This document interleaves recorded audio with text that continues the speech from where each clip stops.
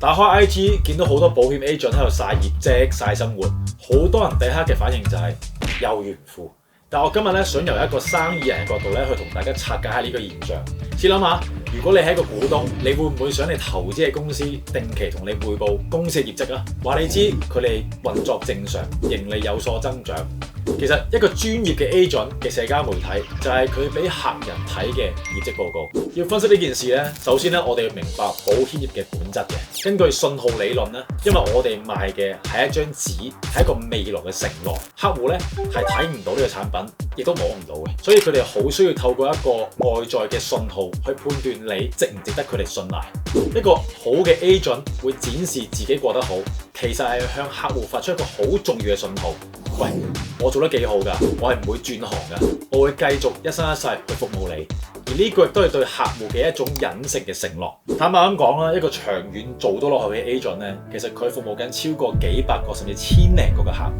而頭先都講過，每一個客人都會想知道佢嘅 agent 做得好唔好啦，會唔會繼續 serve 佢？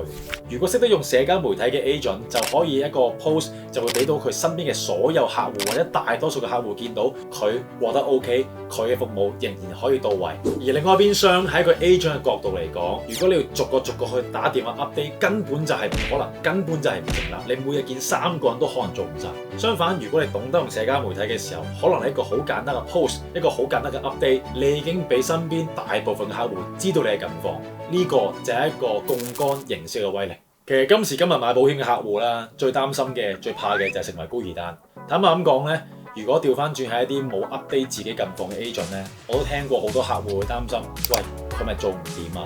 喂，今時今日 update 自己做得好唔好基本嘅喎，呢個 agent 仲有冇做㗎？所以你要諗一樣嘢就係，當你唔肯 update 你嘅近況嘅時候，其實你係對個客戶咧構成咗一個無形嘅壓力嘅。當然啦，唔同嘅市場對於成功嘅定義咧都係有所唔同嘅。有啲客人中意低調實幹，有啲客戶咧反而會覺得你展示出嚟嘅物質成果係你實力嘅佐證嚟嘅，覺得你有能力先會放心將佢嘅資產幾百萬、幾千萬交俾你去打理。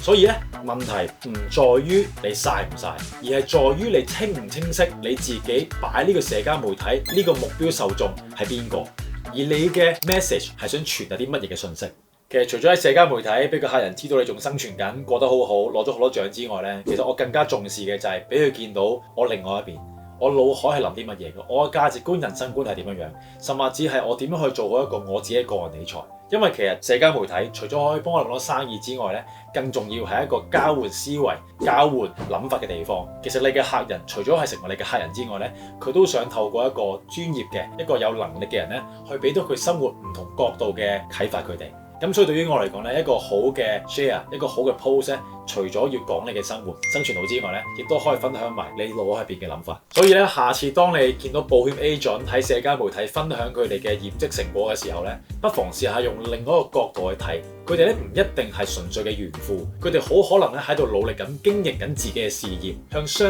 信佢哋嘅客戶咧去交代佢哋嘅狀況。而喺我睇嚟咧，一個肯花心思去經營自己個人品牌，肯喺公開透明展示自己成績生活嘅顧問咧，往往會比嗰啲神秘失蹤嘅 agent 咧更加值得信賴嘅。唔知大家又想將你嘅保單交俾邊一種顧問呢？係一種不斷喺社交媒體見到嘅人啦，定係喺社交媒體失蹤嘅 agent 呢？留言話俾我聽啊！我叫 Manlo，下條片再見，拜拜。